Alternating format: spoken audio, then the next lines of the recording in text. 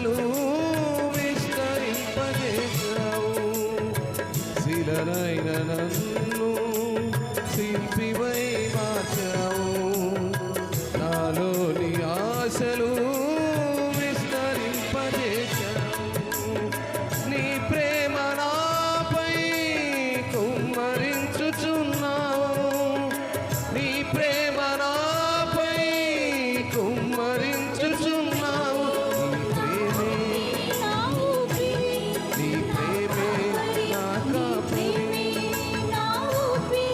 నీ ప్రేమే నా కాపరి. శిలనైన నన్ను శిల్పివై మార్చావు. నాలోని ఆశలు విస్తరింపజేశావు.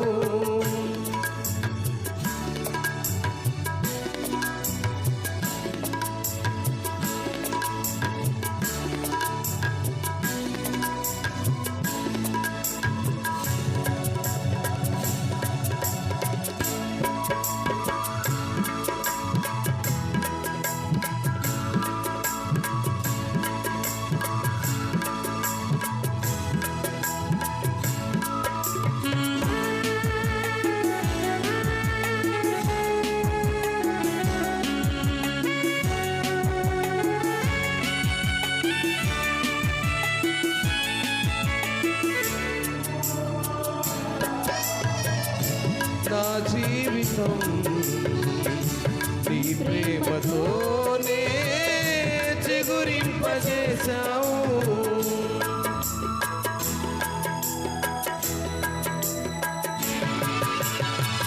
మోడు మారిన నా జీవితం నీ ప్రేమతోనే చిగురింపజేశావు. నీ ప్రేమాభిషేకం నా జీవిత గమ్యం. నీ ప్రేమాభిషేకం నా జీవిత గమ్యం. వర్ణించలేను లెక్కించలేను. వర్ణించలేను లెక్కించలేను. నీ ప్రేమే నా ఊపిరి. నీ ప్రేమే నా కాపరి. నీ ప్రేమే నా ఊపిరి. నీ ప్రేమే నా కాపరి. శిలనైన నన్ను శిల్పివై మార్చావు. నీలోని ఆశలు విస్తరింపజేశావు.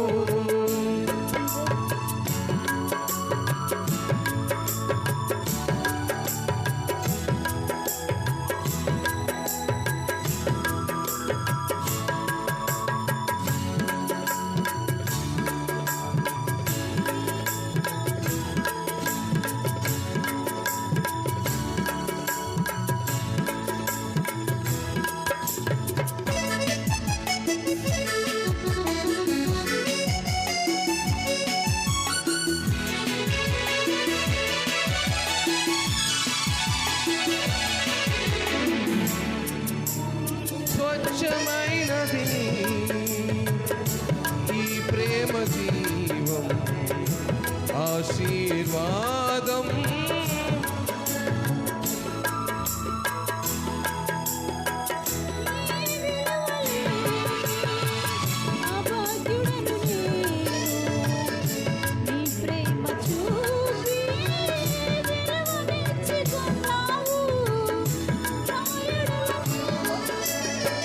తలంపులు విస్తారం నా ఎడల నీకున్నా. తలంపులు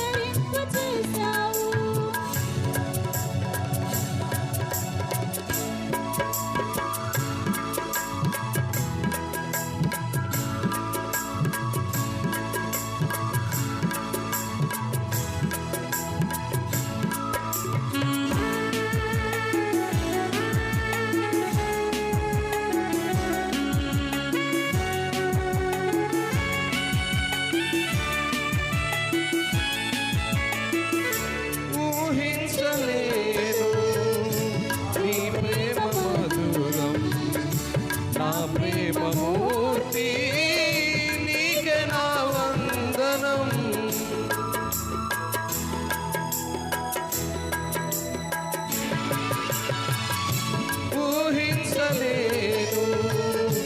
నీ ప్రేమ మధురం, నా ప్రేమ మూర్తి, నీకే నా వందనం. నీ ప్రేమే నాకాధారం, నా జీవిత లక్ష్యం. నీ ప్రేమే నాకాధారం, నా జీవిత లక్ష్యం. నీ ప్రేమ లేక నేనుండలేను. నీ ప్రేమ లేక నీ ప్రేమే నా ఊపిరి, నీ ప్రేమే నా కాపరి. నీ ప్రేమే నా ఊపిరి, నీ ప్రేమే నా కాపరి. శిలనైన నన్ను శిల్పివై మార్చావు, నాలోని ఆశలు విస్తరింపజేశావు.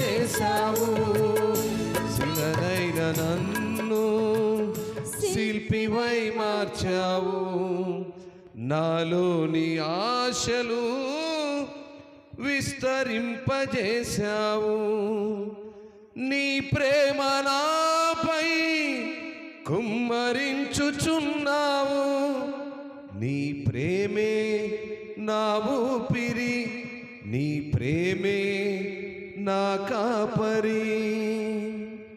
ఎస్, దేవుని యొక్క ప్రేమలో ఆయన కాపరిగా ఉండి ఆయన ప్రేమ మనకు ఊపిరిని దయచేసి ఆయన ఆరాధించే కృపలో ఈనాటి ఈ పునరుద్ధాన దిన ఆరాధనలో దేవాది దేవుడు మనల్ని సజీవులుగా ఉంచి మంచి ఆరోగ్యాలను దయచేసి ఆయన సన్నిధిలో ఆయన గణపరచడానికి భయపరచడానికి ఈనాటి పునరుద్ధాన దిన ఆరాధనకు చేరొచ్చిన మీకు అందరికీ ప్రభు పేరిట వందనాలు.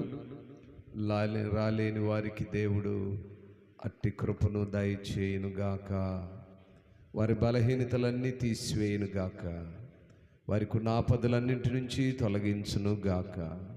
శక్తితో ఆరోగ్యంతో నింపబడిన వారై ఆత్మలో రోషము కలిగినటువంటి దేవుని పిల్లలుగా ఆయన సన్నిధిలో ఆరాధించుటకు సిద్ధపాటు కలిగినటువంటి కుటుంబాలుగా సిద్ధపడుదురుగాక.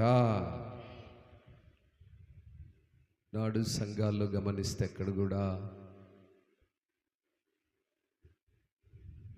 ప్రతి విధమైనటువంటి పరిస్థితులు, దేవునికి ప్రతి విధమైన పరిస్థితులు, సంఘ సహవాసములో పరిశుద్ధుల గుంపులో దేవుని పిల్లలుగా ఉండటానికి ఎన్నెన్నో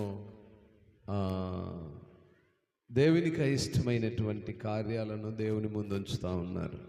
మంచిది, అట్టి వారికే దేవుడు మంచి సహనమును, మంచి జ్ఞానమును, ఆలోచించేటువంటి తత్వమును దయచేస్తాడు.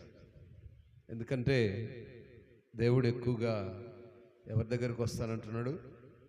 రోగుల దగ్గరికే వస్తానంటున్నాడు, తప్పిపోయిన వారి దగ్గరికే వస్తానంటున్నాడు. గనుక చాలామంది వారి తప్పుదాలను దేవుని మీద వేస్తూ దేవుని సన్నిధికి నడవలేని వారికి దేవుడు అటువంటి మేల్కొల్పును దయచేయునుగాక. కొంతమంది మేల్కొల్పు లేని వారు ఉంటారు. దేవుని పైన మనం నిందలేస్తుంటాం. మన ప్రతి విధమైన పరిస్థితులన్నిటినీ దేవుని పైన నిందలేస్తుంటాం. మనకు అనుకూలంగా లేని ప్రతి పరిస్థితిని దేవుని పైనే కొమ్మరిస్తాం. మనకు అన్నీ అనుకూలంగా జరిగాయి అనుకోండి, నా గొప్పతనమే, అంత నాదే, నా వల్ల అన్నీ జరిగినాయి. ఏదన్నా తేడబడింది అనుకోండి, దేవుడు మా పక్షాన్ని లేడు, మాకు కార్యాలు చేస్తలేడు, ఆ పాస్టరు ప్రార్థన చేస్తలేడు, మా కుటుంబంపై ఆయనకు అది లేదు. ఇవన్నీ కూడా మనలో ఉన్న అవిధేయతను ప్రక్కన పెట్టేసి దేవుని పైన నిందలేస్తూ ఉంటాం. మన అవిధేయతను మనం గ్రహించలేకుండా ఉంటాం. అలాంటి వారిని బట్టి దేవుడు చింతిస్తూ ఉన్నాడు, ఎదురు చూస్తున్నాడు. వారి హృదయాలను తాకుతాడు, వారి మనస్సులను తాకుతాడు, వారికి రావాల్సినటువంటి ఆత్మ నడిపింపును దయచేస్తాడు. మంచిది.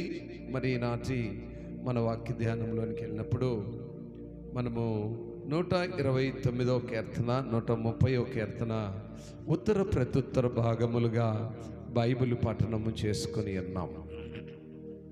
మరి 29 మొదటి మాటను చూస్తే,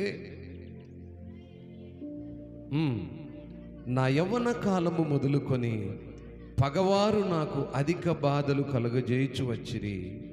నా యవ్వన కాలము మొదలుకొని నాకు అధిక బాధలు కలుగజేయచ్చు వచ్చిరి, అయినను నన్ను జయింపలేకపోయిరి. స్తోత్రం.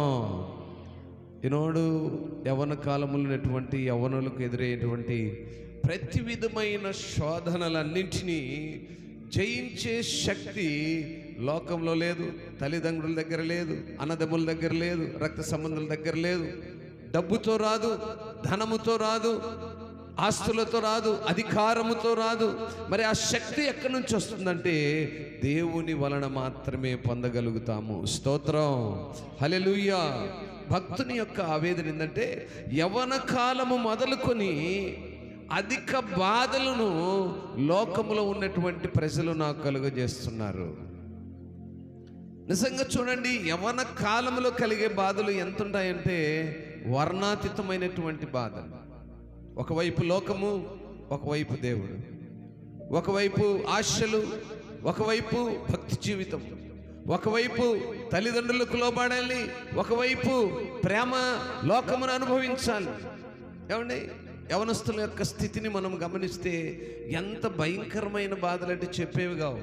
యవనస్తులను గమనించండి. కొన్నిసార్లు మనము యవనస్తులను తప్పుపడతాం. తప్పు యవనస్తులది కాదు, యవన కాలంలో ఉన్నటువంటి వ్యామోహాలు అటువంటివి.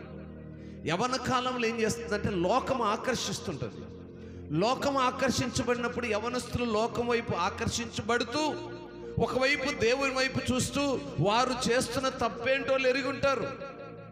అయ్యో, నేను దేవునికి అయిష్టమైన కార్యములు చేస్తున్నానే, మనసులో ఒక వేదన. మరొక వేదన, అయ్యో నేను తల్లిదండ్రుల అవిధేయతను కనపరుస్తున్నానే, ఒక వేదన.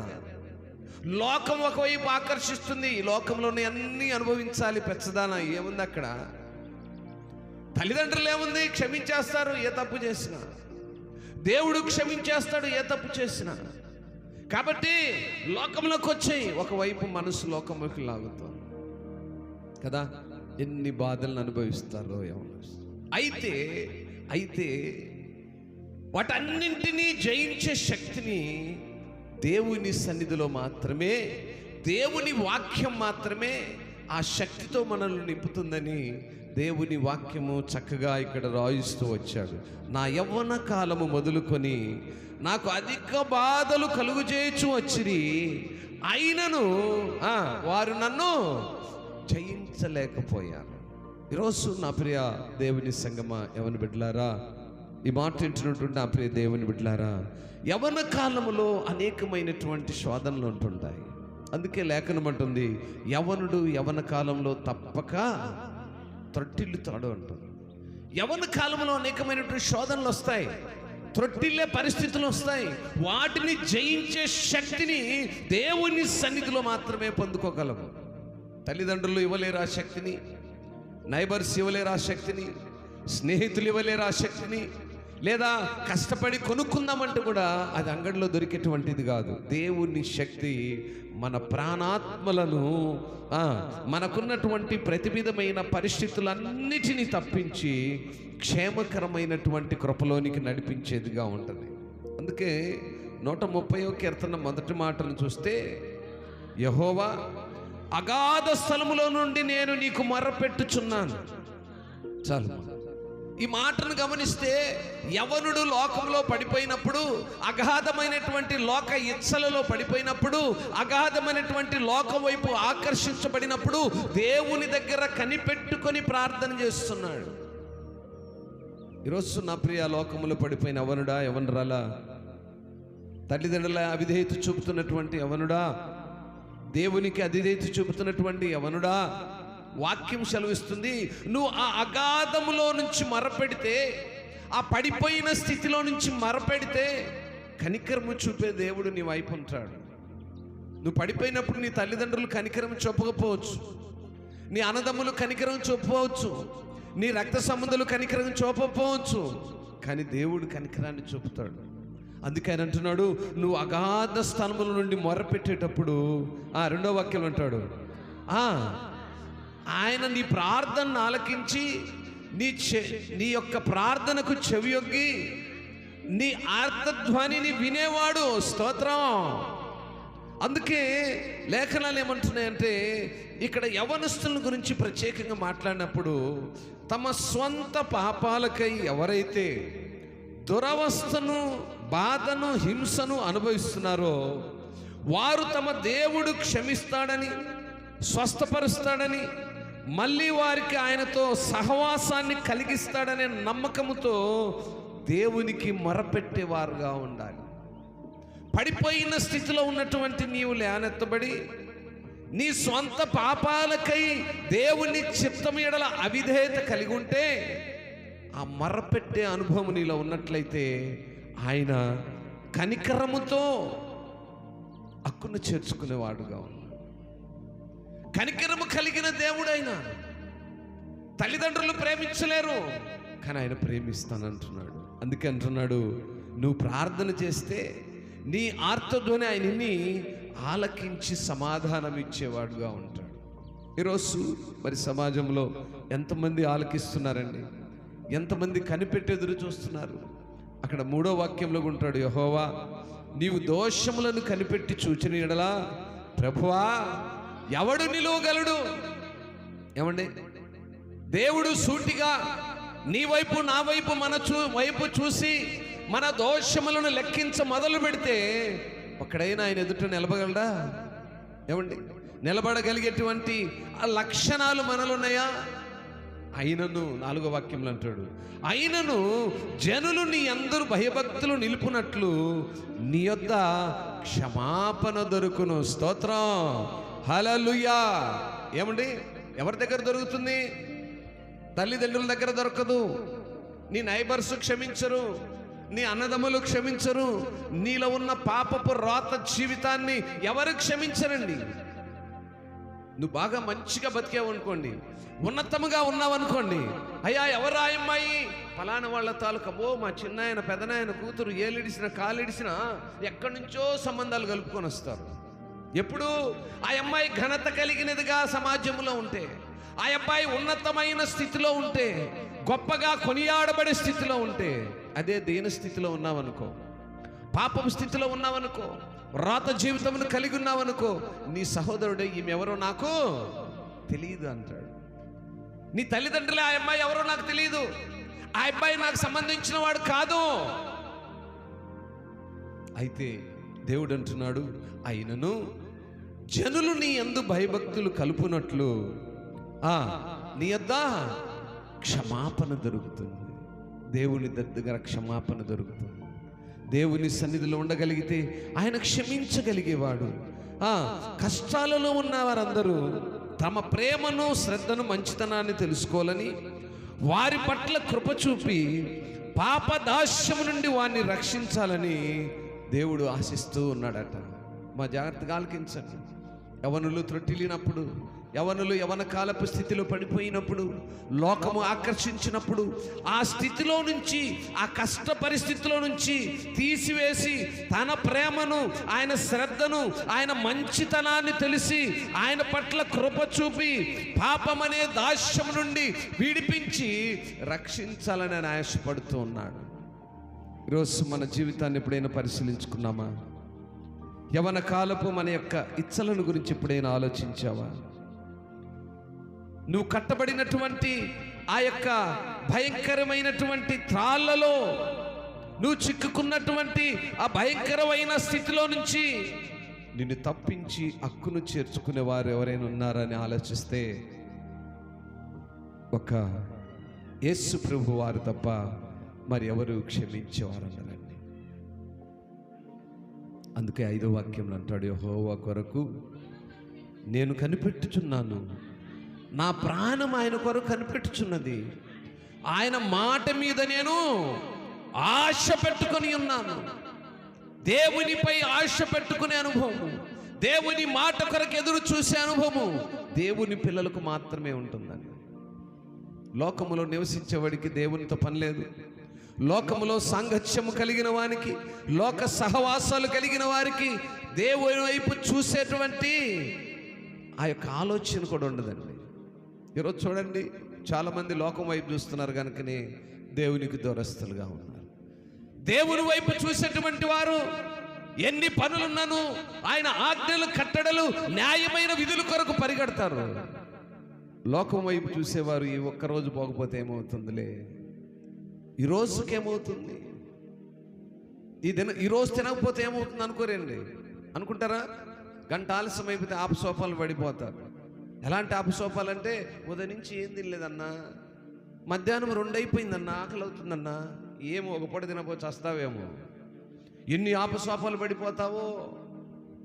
మరి దేవుని సన్నిధికి ఒక పోగట పోకపోతేనే, శరీరానికి కావాల్సిన చెత్త తిండి తిని చచ్చిపోతానేమని భయపడ్డానే, మరి ఆత్మీయ ఆహారంలో ఒక పూట తినకపోతే నేనేమైపోతానో అని ఎప్పుడైనా దేవునిపై ఆశ పెట్టుకొని ఉన్నావా? ఆశ పెట్టుకొని ఆయన వైపు ఎదురు చూస్తున్నావా? వాక్యం అంటుంది కదా, దేవుని కొరకు నేను కనిపెట్టుకొనుచున్నాను.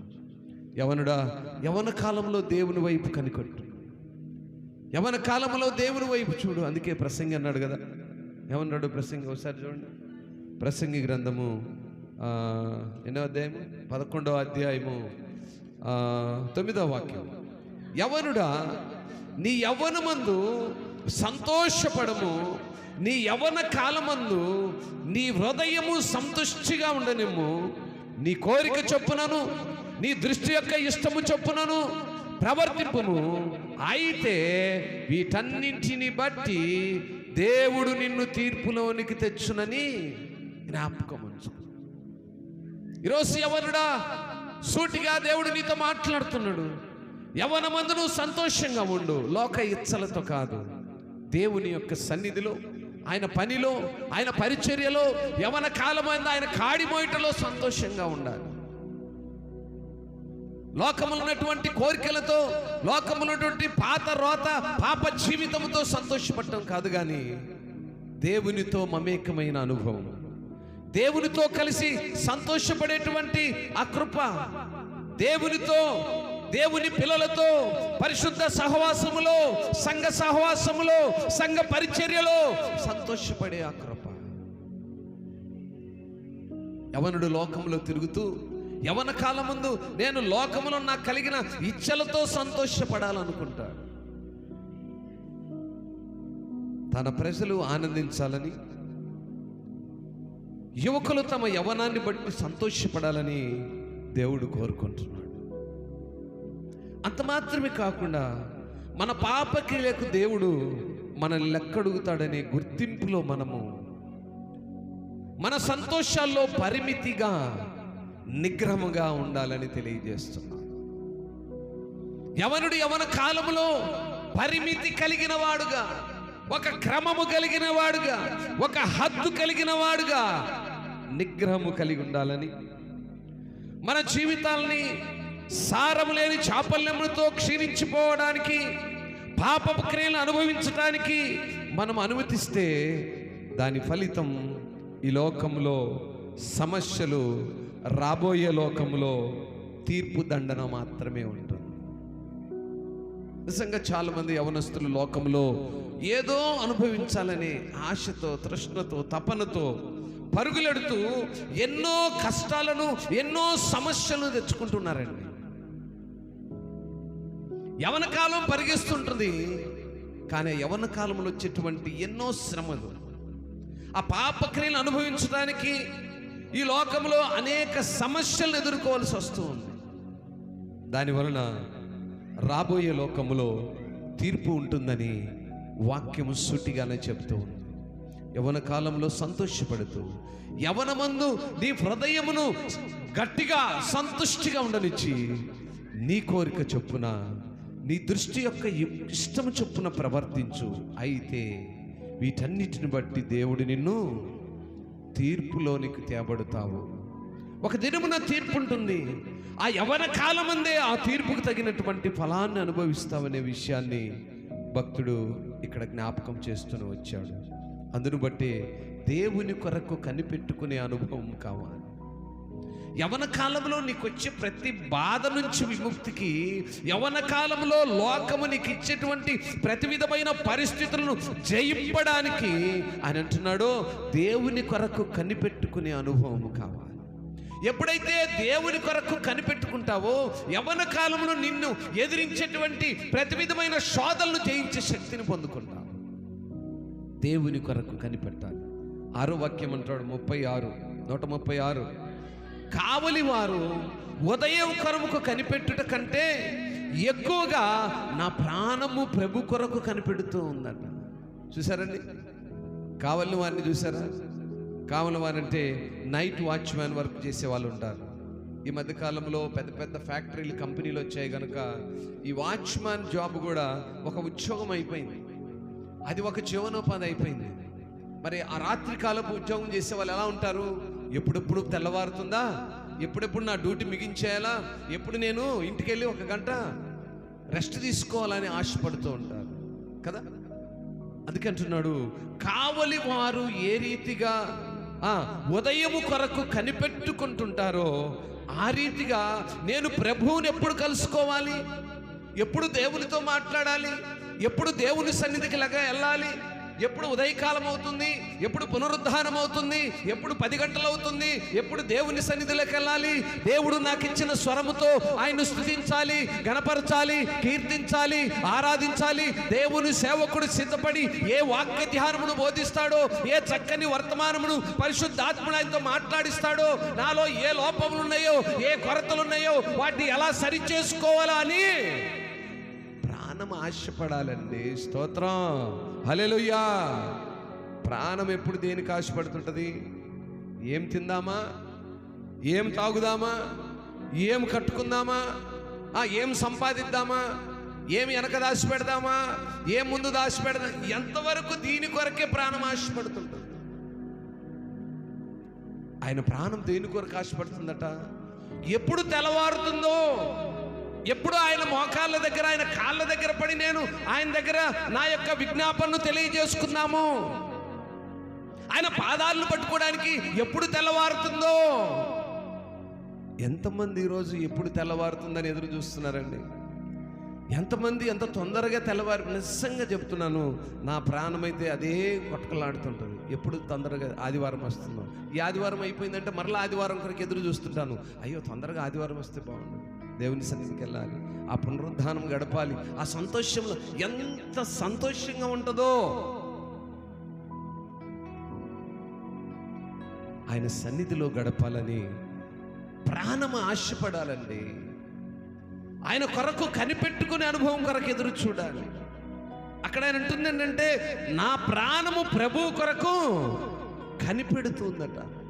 ప్రభు సన్నిధికి వెళ్ళాలి, ప్రభువును కలుసుకోవాలి, పరిశుద్ధుల సహవాసంలో ఉండాలి, చక్కగా ఆరాధించాలి, నన్ను నేను మైపరిచిపోవాలి, ఆయనతో మమేకమవ్వాలి అనేటువంటి ఆ తపన. యవ్వన కాలంలో వచ్చేటువంటి ప్రతి విధమైన బాధలను జయించడానికి కావలసినటువంటి శక్తి కీర్తనకారుడు కనిపెడుతున్నాడు, ఎదురు చూస్తూ ఉన్నాడు, నిరీక్షిస్తూ ఉన్నాడు.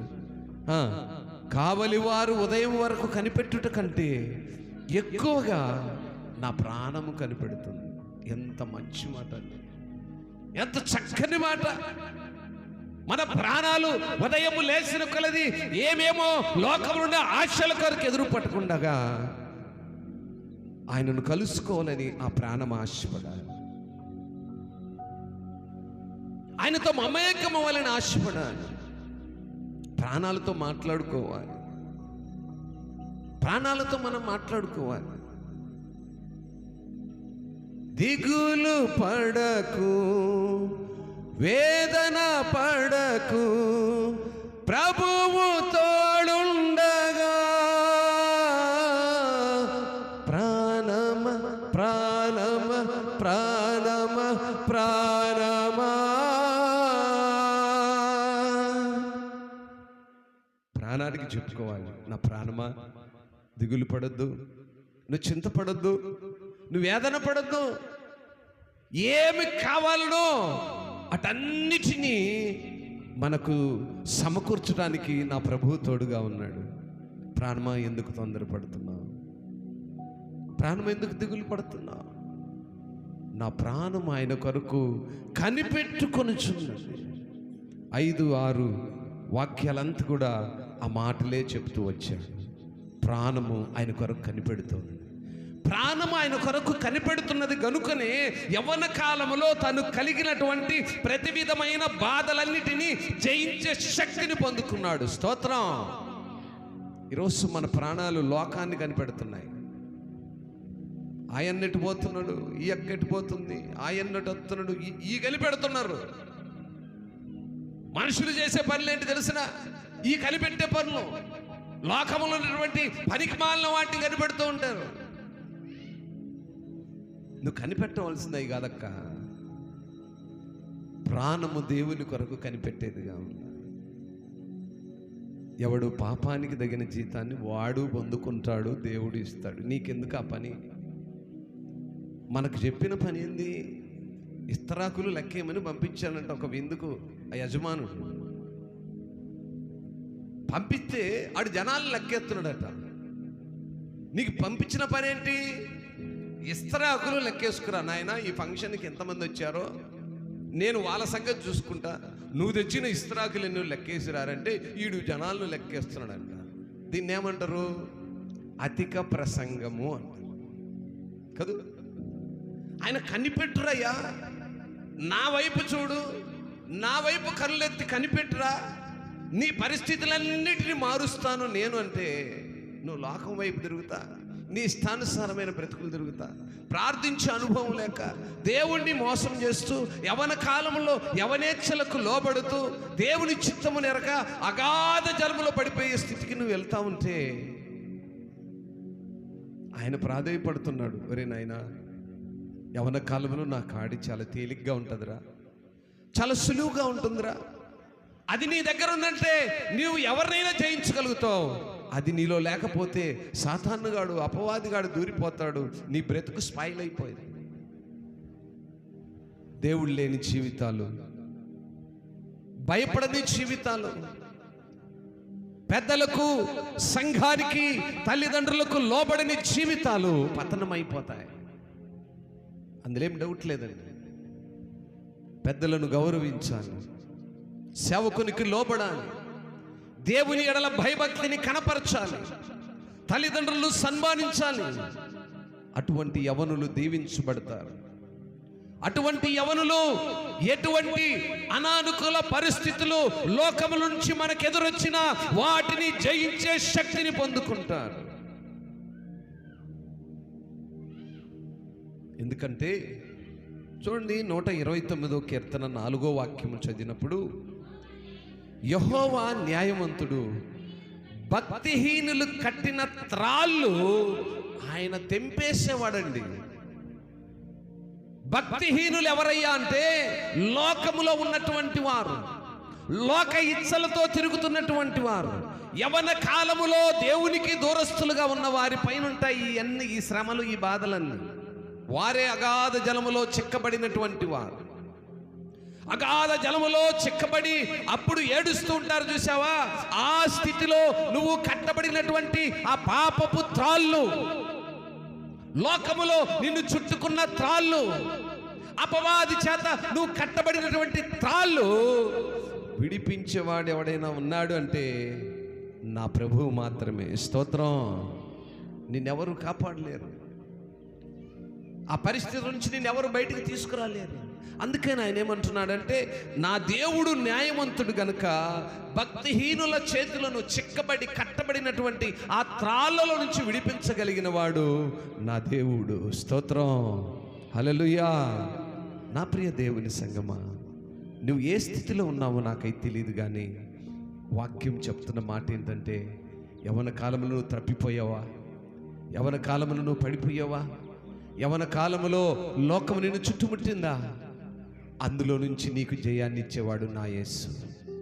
అందులో నుంచి నిన్ను తప్పించేవాడు నా యేసు. ఆ లోకపు కట్ల నుంచి విడిపించేవాడు నా యేసు. అందుకే 7వ వాక్యం అంటుంది, ఇశ్రాయేలు, యెహోవా మీద ఆశ పెట్టుకొనుము, యెహోవా యొద్ద కృప దొరుకుతుంది, ఆయన యొద్ద సంపూర్ణ విమోచన దొరుకుతుంది. స్తోత్రం. నువ్వు కనిపెడితే నీకు వచ్చే మేలులు ఏమండి, దేవుని దగ్గర నువ్వు కనిపెట్టి ఎదురు చూడగలిగితే నీకు వచ్చేటువంటి మేలేంటి తెలుసునా? కృప దొరుకుతుంది, సంపూర్ణమైన విమోచన దొరుకుతుంది. దేవుని దగ్గర కనిపెట్టి ఎదురు చూడగలిగితే ఉచితమైన కృప, నీ ప్రతి విధమైన బాధల నుంచి తప్పించే కృప, నీలో ఉన్నటువంటి లోక సంబంధమైన కార్యములను తీసివేసే కృప,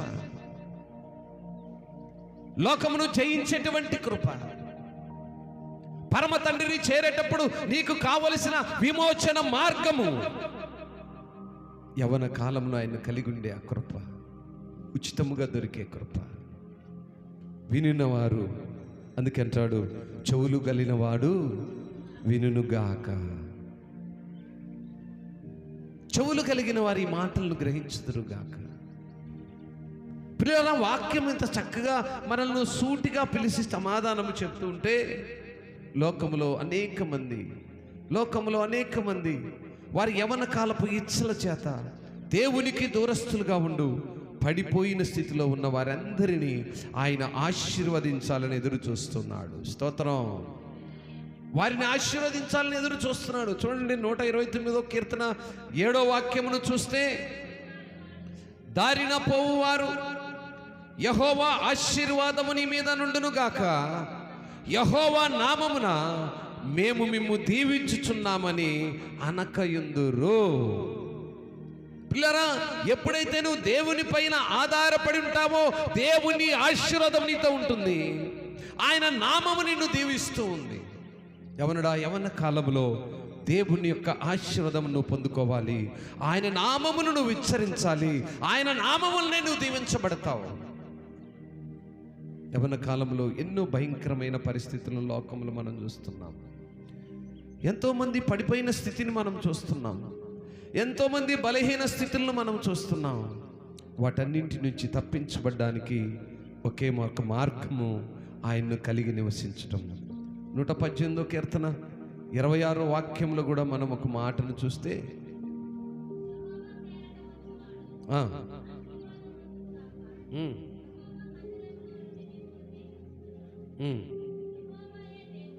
చాలు పిల్లల మాటను మనం గమనించినప్పుడు 118:26లో చదవబడిన మాటను మనం జాగ్రత్తగా గమనిస్తే,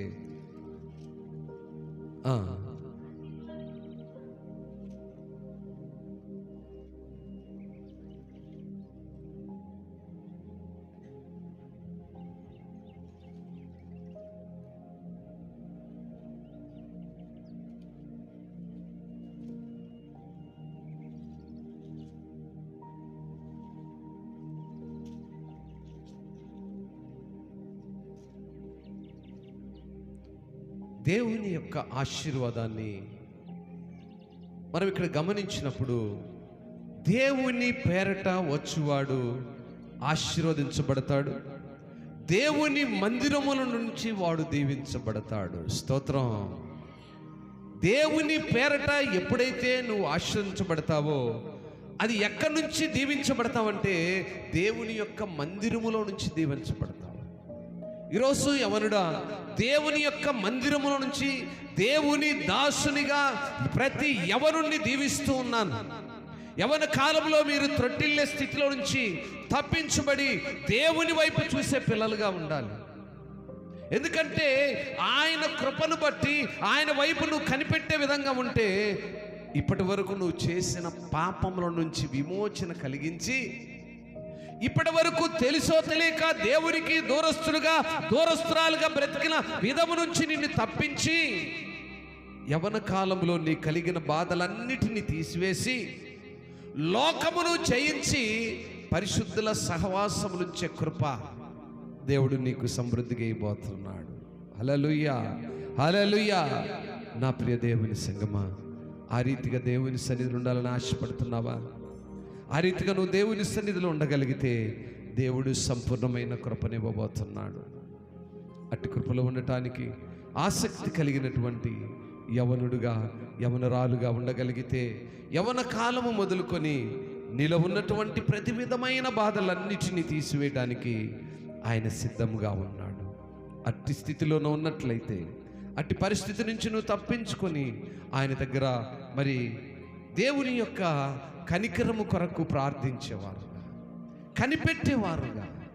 యవనుడు ఎప్పుడైతే యవన కాలంలో దేవుని వైపు కనిపెట్టే అనుభవాన్ని కలిగి ఉంటాడో శ్రేష్టమైనటువంటి ఎన్నో సంగతులను, ఎన్నో ఆశీర్వాదాలను ఆయన యొక్క సన్నిధిలో నుంచి ఇవ్వడానికి సిద్ధంగా ఉన్నాడు.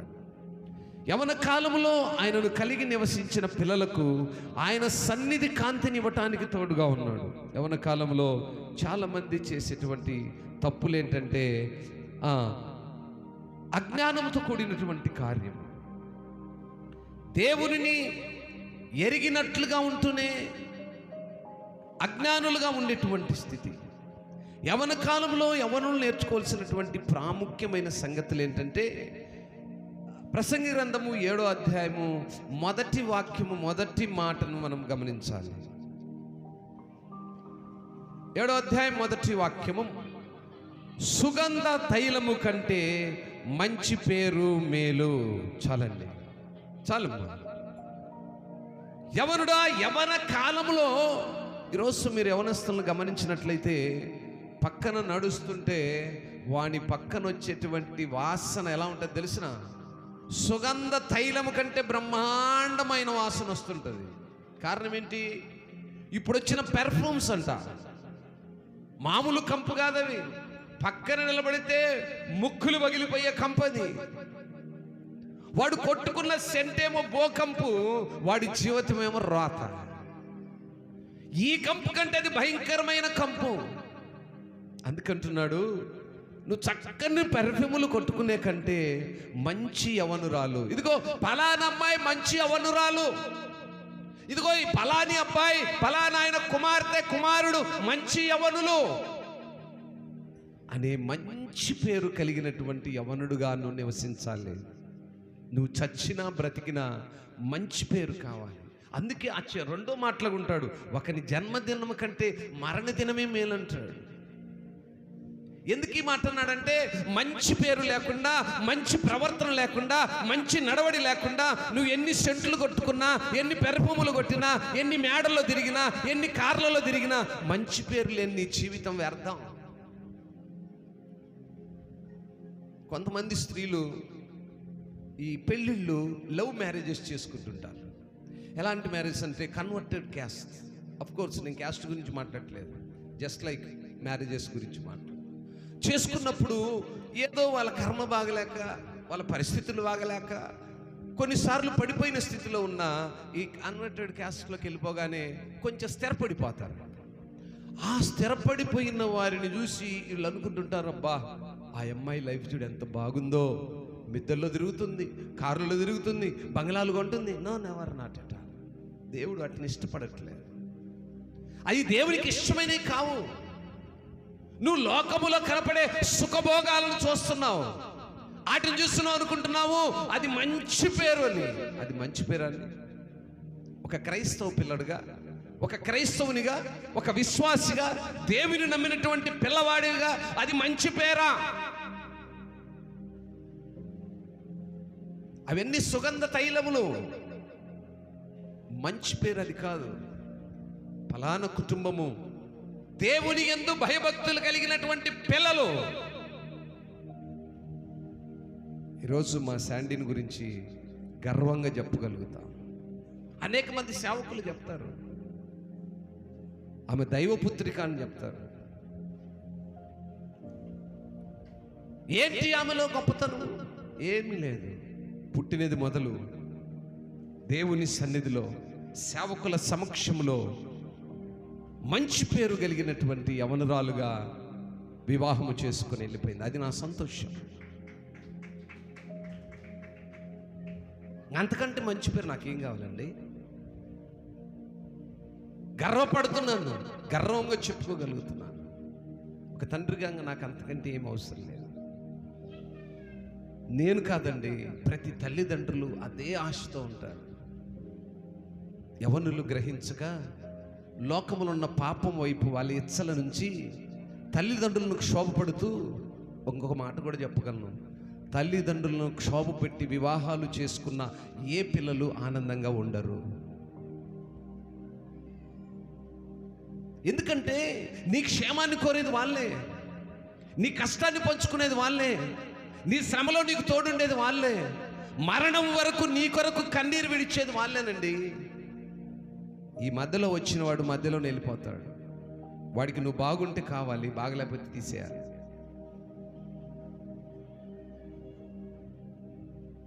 యవ్వన కాలంలో మంచి పేరు కలిగినటువంటి యవ్వనులుగా బ్రతకాలి.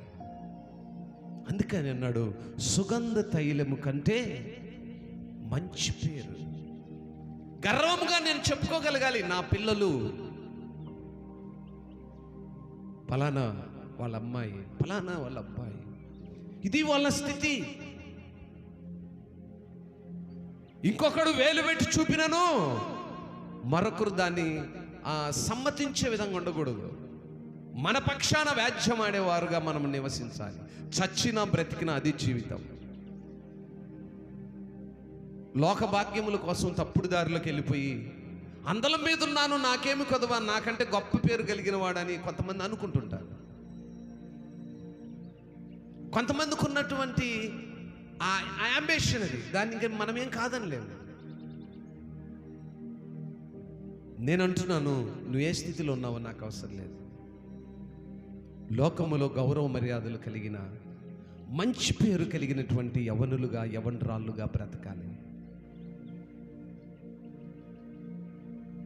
అలా బ్రతకగలిగినప్పుడే దేవుడు ఆశపడినటువంటి నీ యవ్వన కాలపు తీర్మానానికి, యవ్వన కాలంలో ఎన్నో వచ్చేటువంటి ఒడిదుడుకలను జయించటానికి ఆయన కొరకు ఆశపెట్టి, ఆయన కొరకు కనిపెట్టి, ఆయన కొరకు ఎదురుపెట్టి, ప్రాణం ఎల్లప్పుడూ ఆయన కొరకు ఎదురు చూడగలిగితేనే ఆ స్థితిని నువ్వు పొందుకోగలుగుతావు. మొన్నటి దినమున నేను ఏదో ఒక న్యూస్ చూస్తూ, మామూలుగా ఏమంటారు దాన్ని, గిన్నిస్ రికార్డులో పేరు ఎక్కాలంటే ఏం చేయాలి? ఏదో ఒక అద్భుతం చేసింది అయి ఉండాలి. నాకంటే గొప్ప పని వాడికంటే ఇంకొకటికి, ఈరోజు ప్రస్తుతము నాకంటే ముందున్న వాడికంటే గొప్ప పని చేయగలిగితే నేను గిన్నిస్ రికార్డులో ఉంటాను.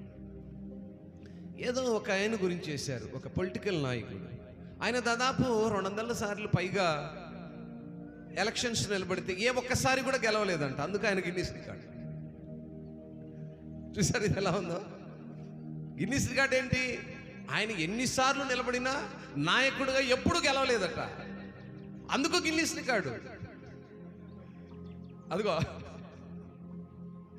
ఎన్నిసార్లు ఆయన, చూసారా? కొన్ని చెడ్డ పనులు కూడా గిన్నిస్ రికార్డు ఉంటుంది. ఓడిపోయిన స్థితి కూడా గిన్నిస్ రికార్డు ఉంటుంది. అది కాదు మనకు కావాల్సింది. దేవుడు మన నుంచి కోరుకుంది ఏంటంటే మంచి పేరు. ఫలానా కుటుంబం, ఇంకంతే, ఇంక మాట్లాడకూడదు. వేరే ఆప్షన్ ఎదుటి వారికి ఇవ్వకూడదు. అటువంటి పిల్లలుగా మనం బ్రతికితే, అటువంటి పిల్లలుగా మనం నివసిస్తే, ఈ లోకములో మనము సంపాదించే ఏ సంపద కూడా దాని ముందు నిలబడదండి. నీతి న్యాయ యథార్థములు కలిగినటువంటి కుటుంబాలుగా, తల్లిదండ్రులకు ఘనత తెచ్చేటువంటి పిల్లలుగా, యవన కాలంలో దేవుని పైన ఆధారపడి ఆయన కాడి మోసేటువంటి యవనులుగా ఉండగలిగితే, ఆ తల్లిదండ్రులకి, ఆ గ్రామానికి, ఆ కుటుంబానికి, ఆ రక్త సంబంధులకి అంతకు మించిన ఆనందం ఉండదండి. అట్టి కృపలో ఈరోజు ఈ వాక్యం మనతో మాట్లాడుతుంది. మంచి పేరు కలిగినటువంటి యవనులుగా, అజ్ఞానములో మనం పడుకుంటే జ్ఞానమును నేర్చుకునేటువంటి పిల్లలుగా ఉండాలని వాక్యము సెలవిస్తూ ఉంది. ఆ రీతిగా మనం ఉండగలిగితే మనలో ఉన్నటువంటి ప్రతి విధమైనటువంటి అశోధనలు, మరి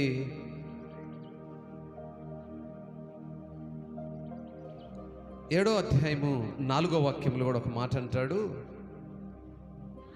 జ్ఞానుల మనస్సు ప్రలాపించు వారి ఇంటి మీద ఉంటుంది, అయితే బుద్ధిహీనుల తలంపు సంతోషించు వారి మధ్య ఉంటుంది. బుద్ధిహీనులు పాటలు వినుట కంటే జ్ఞానుల గద్దింపు మేలు. ఎలయనగా బాణ కింద చిటపటయ్యను చినుకుల మంట ఎట్టిదో బుద్ధిహీనుల నవ్వు అట్టిదే, ఇది కూడా వ్యర్థము.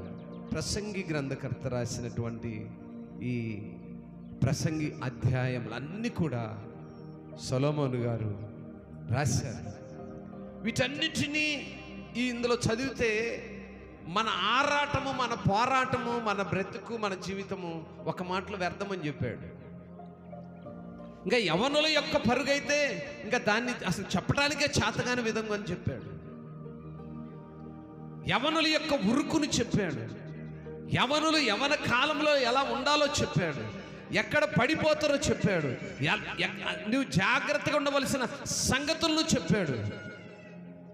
నీ ప్రవర్తనను చెప్పాడు. మంచి పేరుతో పాటుగా మంచి ప్రవర్తన కలిగిన పిల్లలుగా ఉండాలి. ఒక్క మాట చదివి మనం వాక్యాన్ని ముగించుకుందాం. 5వ అధ్యాయము మొదటి మాటను చూసినట్లయితే, నువ్వు దేవుని మందిరమునకు పోవునప్పుడు నీ ప్రవర్తన జాగ్రత్తగా చూసుకోవాలి. సమీపించి ఆలకించుట శ్రేష్టము, తెలియక దుర్మార్గపు పనులు చేయుదురు. దేవుని సన్నిధిని అలాలోచనగా పలుకుటకు నీ హృదయమును త్వరపడనీయక నీ నోటిని కాచుకొని, దేవుడు ఆకాశం అందున్నాడు, నీవు భూమి మీద ఉన్నావు, కావున నీ మాటలు కొద్దిగా ఉండవలను. చాలమ్మా, ఇంకా చదువుతుంటే ఇదంతా చదవాలనిపిస్తుంటుంది. ఎక్కడ ఆబుద్ధి కాదు. చదువుతూ వెళ్ళామనుకో ఎక్కడ ఆబుద్ధి అవ్వదు. మీ ఖాళీ ఉన్నప్పుడు చదువుకోండి ప్రసంగి గ్రంథము. ఒక్క మాటలో కూడా ఆగాలనిపించదు. ట్రైన్ లాగా మనం కూడా వెళ్ళిపోవాలనిపిస్తూ ఉంటుంది. ఇక్కడ చెప్తున్న మాట ఏంటంటే, మొదట యవ్వన కాలంలో నీ ప్రవర్తన జాగ్రత్తగా చూసుకోవాలి. ప్రవర్తన చాలా ముఖ్యము. ఆలకించండి. మంచి పేరు ఎంత అవసరమో ఆ మంచి పేరు రావాలంటే మంచి ప్రవర్తన కూడా అంతే అవసరం. మంచి ప్రవర్తన లేకపోతే మంచి పేరు రాదు. ఆ మంచి పేరు ఎప్పుడైతే కలిగి ఉంటావో, అందుకంటాడు నువ్వు దేవుని సన్నిధిలో సమీపించి ఆలకించటము శ్రేష్టం. ఎందుకంటే దుర్మార్గపు అంటే తెలియక దుర్మార్గ పనులు చేస్తుంటారు యవనులు. తెలిసి కాదు. నాకు తెలిసినంత వరకు నేను యవనులకు సపోర్ట్ చేసేది ఏంటంటే, తెలియక మీరు చేసే యవన కాలపు ఇచ్చలను చంపి దేవుని మాటలను, దేవుని సన్నిధిని ఆశ్రయిస్తే నీ ప్రవర్తన జాగ్రత్తగా ఉంటుంది. కనుక నా ప్రియ దేవుని సంగమా, నువ్వు దేవుని సన్నిధిలో అనాలోచనగా పలుటకు నీ హృదయము త్వరపడనీక నోటిని కాచుకొని అనేకమైనటువంటి సంగతులు. లోకములో స్నేహాలు కూడా చెడగొడుతుంటాయండి. ఎక్కువగా స్నేహాలు చేస్తే కూడా యవనస్తులు చెడిపోతారు. అందుకే ఆడ 3వ మాటలు అంటాడు, విస్తారమైన పని పాటల వలన స్వప్నం పుట్టును, పెక్కు మాటలు పలుకువాడు బుద్ధిహీనుడగను. ఎక్కువగా మాట్లాడుతున్నాం అనుకోండి, లోకంలో ఉన్న వారితో ఎక్కువ స్నేహం చేస్తే యవనస్తులు త్వరగా చెడిపోయే అవకాశం ఉంటుంది. ఎందుకంటే వాళ్ళు ప్రేరేపిస్తారు. నేను సేవకు రాకముందు మా బావగారు ఉండేవాడు. ఆయన చాలా మంచివాడు. మేమిద్దరము మంచి ఫ్రెండ్స్. అంటే నేను అమ్మగారు వాళ్ళ అన్నయ్య. వినాలి అమ్మా, ఆపేస్తా, లేకపోతే నేను కూడా వస్తాను మీ దగ్గర. వినాలి. ఆయన చాలా జోయల్ వ్యక్తి అన్నమాట. బాగా సరదాగా గడపాలి దినాలు అనేటువంటి వ్యక్తి. ఆ దినాల్లో లోకములు ఉండేటువంటి ఏ కోరికలు నన్ను ప్రోత్సహించేవి కావు. ఎందుకు ఈ మాటలు చెప్తున్నానంటే, మనుషులకి లోకములు ఉండే ఇచ్చలు ఎలా ప్రేరేపించబడతాయి అనేదానికి చెప్తున్నాను. సరే, ఆయనకు సరదాగా లోకంలో గడపాలని ఇచ్చ ఉన్నవాడు కనుక ప్రతిదినము సరదాగా తింటూ తాగుతూ అనుభవిస్తూ తన దినాలు ఎల్లబుచ్చుకునేవాడు. నేను ఉదయకాలం నుంచి సాయంకాలం వరకు ప్రయాసపడాలి, కష్టపడాలి, సంపాదించాలి, కుటుంబాన్ని పోషించుకోవాలి, గౌరవంగా బ్రతకాలి అనేది నా అంబిషన్. ఇంకా నాకు అంతకుమించి వేరే లోకం ఉండేది కాదు. ఆయనకు ఆల్రెడీ వాళ్ళ నాన్న ఎస్ఐ కనుక ఉన్నతంగా స్థిరపడిపోయాడు కనుక, అన్ని విధాలు ఆర్థికంగా బలంగా ఉన్నాడు కనుక అతనికి సంపాదన మీద ఇచ్చలేదు, ఖర్చు మీదనే ఇచ్చింది. ఎంజాయ్ చేయాలి, ఖర్చు పెట్టాలి, సరదాగా దినాలు ఎల్లబుచ్చుకోవాలి. అలా ఆయన తాగడానికి బార్లు, రెస్టారెంట్లకు తీసుకెళ్ళేవాడు. నన్ను కూడా తీసుకెళ్తాడు, మా మామ కూడా తీసుకెళ్ళేవాడు. ఆయన కూడా బాగా సరదాగా ఎంజాయ్ చేశాడు. వాళ్ళు కూర్చొని తాగుతూ నాకు ఏదో వ్యవహారాలు చెప్తూ ఉంటారు. నాకు ఏదో ఆ బిర్యానో అయ్యో ఏదో చెప్పేసి తింటూ అలా. కొన్ని సందర్భాల్లో అనేవాడు, ఇలా ఉండకూడదు, మగాడంటే ఏందనుకున్నావు, తాగాలరా, అప్పుడే మగాడంటే ఏందా అనేవాడు. నాకు అప్పుడు అనిపించేది, అవునే తాగితే బాగుండేదేమోనే. ఎప్పుడొచ్చింది నాకు ఆలోచన, సహవాస దోషం అంటారు దీన్ని.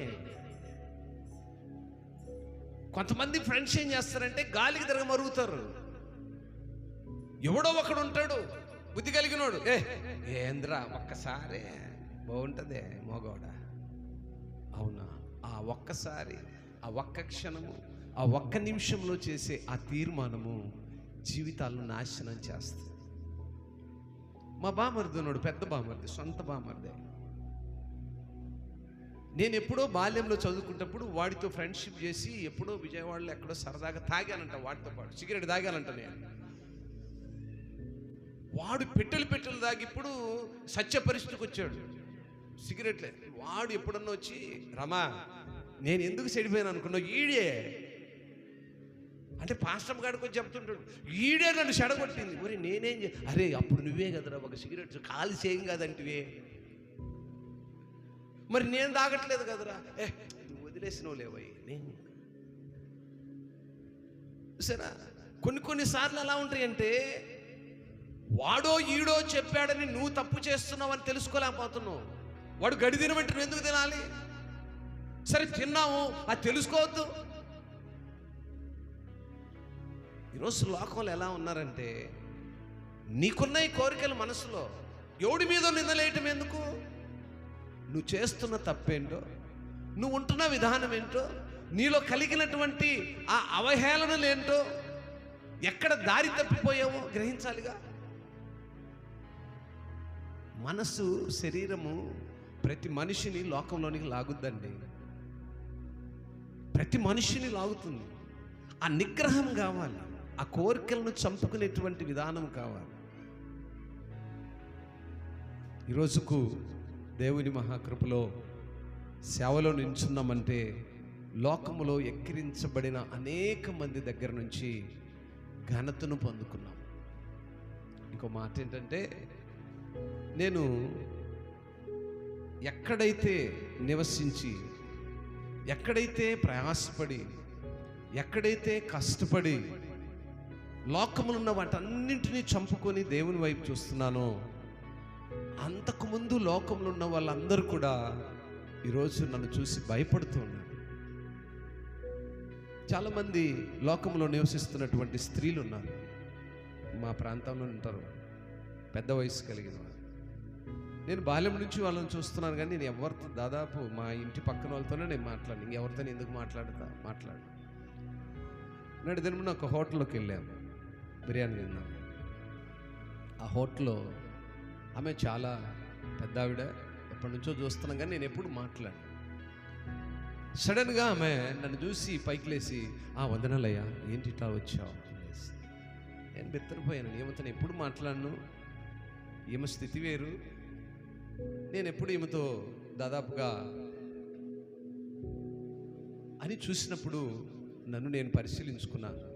ఈరోజు నేను ఈ స్థితిలో ఉన్నానంటే, దేవునిపై నేను ఆధారపడి, దేవుని వైపు కనిపెట్టుకొని, నా ప్రాణం ఆయన కొరకు ఎదురు చూస్తూ ఆశపడుతుంది కనుకనే ఈరోజు ఇంత పెద్ద గౌరవాన్ని నేను బయట పొందుకోగలుగుతున్నాను. నేను ఒక సామాన్యమైన మనిషిలాగా లోకంలోనే ఉండుంటే నన్ను ఎవరైనా గౌరవిస్తారండి? నన్నుగా ఎవరైనా గౌరవిస్తారా? నన్ను చూసి గౌరవించి ప్రేమించి ఘనతనిస్తున్నారంటే నా దేవుణ్ణి నేను నమ్ముకుని ఉన్నాను గనుకనే, ఆయన పైనే ఆశ పెట్టుకుని ఉన్నాను గనుకనే నా దేవుడు నన్ను ఎత్తిపెట్టుకొని ఉన్నాడు. స్తోత్రం, హల్లెలూయా. ఎందుకు ఇవన్నీ తెలియజేస్తున్నానంటే, ప్రతి మనిషికి లోక ఇచ్చలు ఉంటాయి. వాటన్నిటినీ ఎదిరించగలిగితేనే దేవుని పిల్లలు అనే ఘనతను వస్తాయి. అవి అంత ఈజీగా రావు. 25 సంవత్సరాల ఆత్మీయ పరిశీలనకు ఈరోజు వచ్చిన ఘనత ఇప్పుడు నేను మీతో మాట్లాడిన సంగతి. 25 సంవత్సరాలు లోకములో ఉన్న ఇచ్చలన్నీ చంపుకొని దేవుని వైపు చూస్తూ కనిపెట్టుకొని నిలబడితే ఈరోజు ఫలానా ఆయన, ఫలానా కుటుంబము అని చెప్పుకోగలుగుతున్నారు. కనుక నా ప్రియ దేవుని సంగమా, యవన కాలంలో దేవుని వైపు చూసే అనుభవము, దేవుని వైపు ఆనుకొని నిలబడేటువంటి కృప మనలో ఉండగలిగితేనే అట్టి సంతోషంలోను అట్టి ఆనందంలోను మనం ఉండగలుగుతాం. లోకములో నుంచి వేరు చేయబడతాం. లోకములో నుంచి మన యొక్క ప్రతి విధమైన పరిస్థితుల నుంచి తప్పించబడతాం. అందరం లేచి నిలబడదాం. దేవుడి మాటలను దీవించి ఆశీర్వదించును గాక. అందరం లేచి నిలబడి పాత్ర కొరకై సిద్ధపడదాం. మన ఆత్మీయ పరిస్థితులను పరిశీలించుకుందాం. ఈరోజు ఈ మాటలు వింటున్నటువంటి యవనుడా, యవన కాలంలో నీ స్థితిని జ్ఞాపకం చేసుకో. నువ్వు పడిపోయిన స్థితిలో ఉన్నావేమో, తప్పిపోయిన స్థితిలో ఉన్నావేమో, దేవునికి దూరస్తుడుగా దూరస్తురాలుగా ఉన్నావేమో, లోకము నిన్ను ఆకర్షించుందేమో. ఒకసారి జ్ఞాపకం చేసుకో. ఒకసారి జ్ఞాపకం చేసుకొని ఆయన వైపును చూడగలిగితే, ఆయన వైపును కనులెత్తి చూడగలిగితే, ఆయన వైపును నిలబడగలిగితే ఆయన కార్యం చేస్తాడు. గనుక నిలబడగలవా?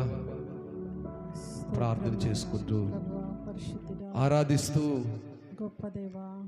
ఆయన వైపు ఇంగ్లీష్లో మాట్లాడుతున్నా. ఆయన వైపే చూద్దాం. ఎక్కడ తొట్టిల్లిపోయి ఉన్నాము. yes lord, నాయనా నీ వైపు కనిపెట్టుకొని ఉన్నాం. తొట్టిల్లుతారు నాయనా.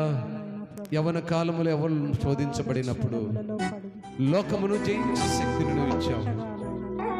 అవునయ్యా నాయనా, నీ వైపు చూస్తూ ఉన్నాం. స్తోత్రం.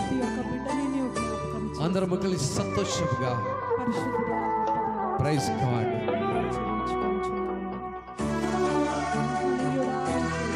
స్తోత్రం.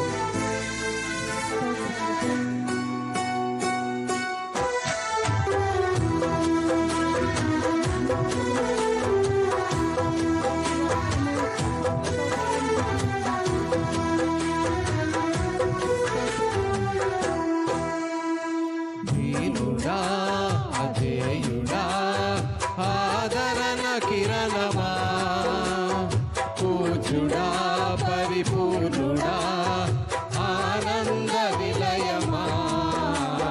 దీనుడా అజేయుడా ఆదరణ కిరణమా, దీనుడా పరిపూర్ణుడా ఆనంద విలయమా.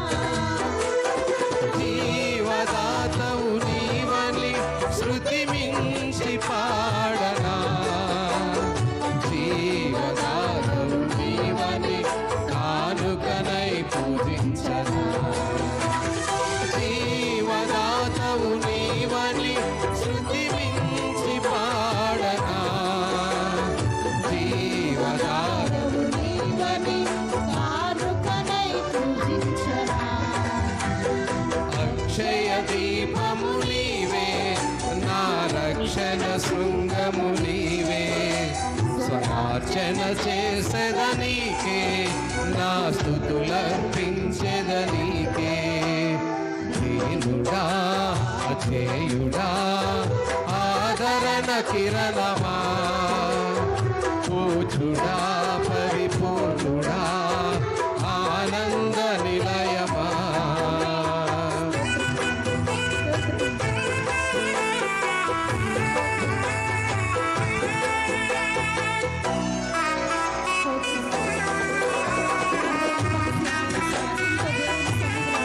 Praise God.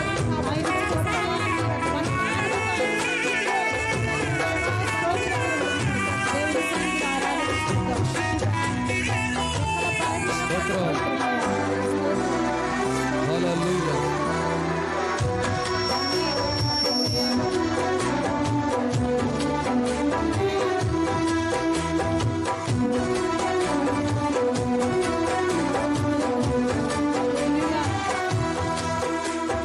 సమ్మతి లేని సుడిగుండాలే ఆవరించగా, గమనము లేని పోరాటాలే తరుము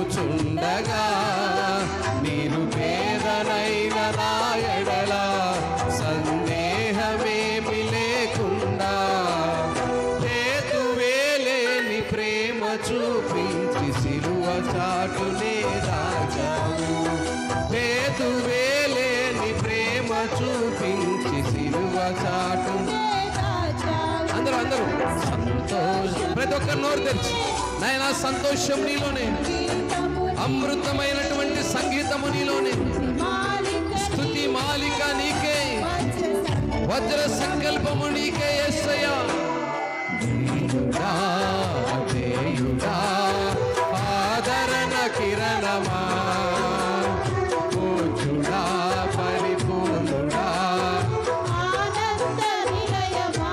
ఎస్ ఎస్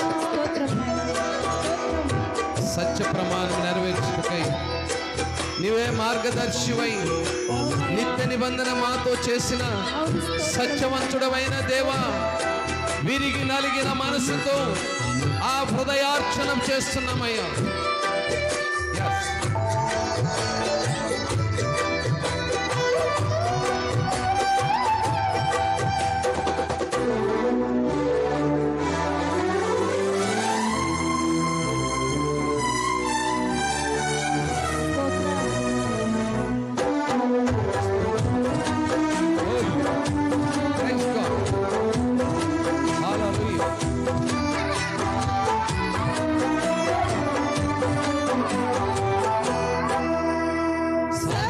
ప్రమాణము నెరవేర్చుటకే మార్గదర్శివై నిత్య నిబంధన నాతో చేసిన సత్యవంతుడా, తిరిగి నలిగిన మనసుతో హృదయార్చనే చేసెదా. కరుణ నీడలో కృపావాడలో నీతో ఉంటే చాలయ్యా, కరుణ నీడలో కృపావాడలో కర్తవ్యము నీవే, కనుల పండుగ నీవేగా, విశ్వాసము నీవే, విజయ శిఖరము నీవేగా. నీలుడా అజేయుడా ఆదరణ కిరణమా, పూజుడా పరిపూర్ణుడా ఆనంద నిలయమా.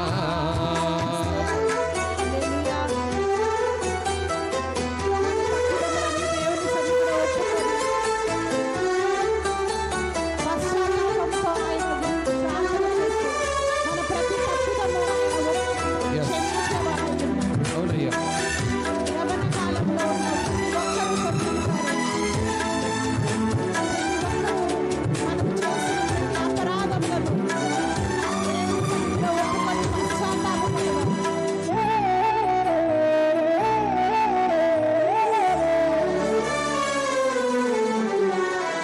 ఊహకందని ఉన్నతమైనది దివ్య నగరమే, స్ఫటికము పోలిన సుందరమైనది నీ రాజ్యమే. ఆ నగరమే లక్ష్యమై మహిమాత్మతో నింపిన అమరలోకాన నీ సన్నిధిలో కొత్త కీర్తనే పాడెదను. అమరలోకాన నీ సన్నిధిలో ఉత్సాహము నీవే, నయనోత్సవం నీవేగా, ఉల్లాసము నీలో ఊహల పల్లకి నీనుడా అజేయుడా ఆదరణ కిరణమా, పూజుడా పరిపూర్ణుడా ఆనంద నిలయమా. నీనుడా అజేయుడా ఆదరణ కిరణమా, పూజ్యుడా పరిపూర్ణుడా ఆనంద నిలయమా. జీవదాతవు నీవని శృతి మించి పాడనా, జీవదాతవు నీవని కానుకనై పూజించనా. జీవదాతవు నీవని శృతి మించి పాడనా, జీవదాతవు నీవని కానుకనై పూజించనా. అక్షయ దీపము నీవే, నా రక్షణ శృంగము నీవే, స్వరార్చన చేసేదనీకే, నా స్తుతులర్పించెదనీకే. అక్షయ దీపము నీవే, నా రక్షణ శృంగము నీవే, స్వరార్చన చేసేదనీకే, నా స్తుతులర్పించెదనీకే. అవును నాయన, స్తోత్రం నాయనా. మా రక్షణ శృంగము నీవని. గొప్ప దేవా నీకే నాయన మా స్తుతులకు ఆరాధ్యుడవు నీవని. అవును ప్రభువా యేసయ్యా. నాయన నీ మాటలు సెలవిస్తున్నాయి. అవును నాయనా. యవనుడా యవల కాలములో Yes, నిన్ను పడదోసేటువంటి అనేకపు ఈ లోక సంబంధమైనటువంటి విషయాలు యేసయ్యా. పాపములోనికి నిన్ను నడిపిస్తున్నప్పుడు నాయనా ఈ కడువరి దినాల్లో, ఈ శ్రమల దినాల్లో, ఈ కృపా కాలములలో నాయనా నీ బిడ్డలు త్రోవ విడువ, తల్లిదండ్రులను దేవుని మోసము చేసి నీ మార్గమును ఎరిగిన పిల్లలుగా, ప్రభువా ఎవరిని సత్య మార్గమును తెలుసుకున్నటువంటి బిడ్డలుగా, వారి జీవితాలలో నీతి న్యాయములను అనుసరించేటువంటి పిల్లలుగా, ఈ లోక తల్లిదండ్రులకు నాయన మంచి పేరుని తెచ్చే పిల్లలుగా, తల్లిదండ్రులకు ఆయాస యవ్వన కాలములో తండ్రి మంచి పేరు కలిగినటువంటి పిల్లలుగా నివసించడానికి కృపనివ్వండి. యేసయ్యా. మధ్యాహ్న కాల సమయంలో నాయన ఈరోజు నీ వాక్యం సెలవిస్తుంది. పరిశుద్ధుడా, గొప్ప దేవా, యవన కాలమునటువంటి యవనుడా, పరిశుద్ధముగా ఆచరించు. యవన కాలములో ఈ లోకము నిన్ను నాయన ఇబ్బంది పెట్టినప్పటికీ, బాధ పెట్టినప్పటికీ లోకములో నుంచి విడుదల కలుగు చేయుటకు, లోకమును జయించే శక్తిని పొందుటకు దయచేయండి నా సన్నిధికి నడవమని మీరు సెలవిచ్చారు. స్తోత్రం. నాయన మీ త్రోవలు మంచి మార్గాన్ని నేర్పిస్తాయని, నీ త్రోవలు తప్పిపోయిన పిల్లల యొక్క కట్లను తెంపుతాయని, త్రోవలలో నడిచి నీ యొక్క త్రోవలు మార్గములను ఎరిగి అజ్ఞానములు పడిపోయిన పిల్లలకు మార్గాలను తెలియజేస్తాయని నాయన మీ వాక్యం సెలవిస్తుంది. అగాధాలు మోయలలో నుంచి నువ్వు మొరపెట్టినప్పుడు, ప్రభువా నువ్వు కనిపెట్టుకొని నా వైపు చూసినప్పుడు ఆయన మా వైపు నీ ప్రాణాన్ని నేను సంతోషపరుస్తానని, వీడే దేవుడవై నీ ప్రాణంలో ఉన్నటువంటి శోధనలన్నింటినీ తప్పిస్తానని ఈ వాక్యం సెలవించు. నీవు కన్నులెత్తి చూసి అట్టి స్థితిలో ఎవరిను జ్ఞాపకం చేసుకోమని, వారిని కట్టిపడినటువంటి లోక సంబంధమైన కార్యముల నుంచి తెప్పమని, లోకము వ్యర్థమున ఇదిగోనైనా నీ వైపు చూసి లోకములో ప్రతి నిన్ను ఆరాధించి గణపరించి, నీ మాటలను ఆలకించి, యవన కాలంలో కలిగినటువంటి కోరికలను, ఇచ్చలను ప్రభువా నీ సన్నిధిలో చంపుకుని, సుగంధ తైలము కంటే మంచి పేరు కలిగినటువంటి యవనులుగా నివసించడానికి పడిపోయిన తప్పిపోయిన యవనులను జ్ఞాపకం చేసుకోమని నాయన అట్టి కృపలో నీకు ఇష్టలుగా నివసించేటువంటి పిల్లలుగా, తీర్పు దినములో మీరు నన్ను జ్ఞాపకం చేసుకునే పిల్లలుగా ఉంచమని విమోచన ఈనాటి వాక్యము యవన బిడ్డలకు మంచి మార్గమును, కనులు తెరిపించే విధముగాను నీ బిడ్డలతో మీరు సూటిగా మాట్లాడినారు నమ్ముతూ ఆరాధనలో పాలు పంచుకొని మిమ్మల్ని ఆరాధించి స్తుతికి నుంచి గణపరిచిన బిడ్డలలో ఎత్తిపట్టుకోమని యేసయ్య ఘనమైన నామములో ఈ స్తుతి ఆరాధన మీకే సమర్పించుకొని ఉన్నాము తండ్రి. ఆమేన్, ఆమేన్. త్రియేక దేవుని కృప ఆరాధనలో పాలు పంచుకొని ఈ వాక్య ధ్యానములో ఏకీభవించిన పిల్లలకు, సంఘములకు, సకల పరిశుద్ధులకి ఇప్పుడు ఎల్లప్పుడు సదాకాలం ఆయన కృపతోడే నడిపించును గాక. మంచిది.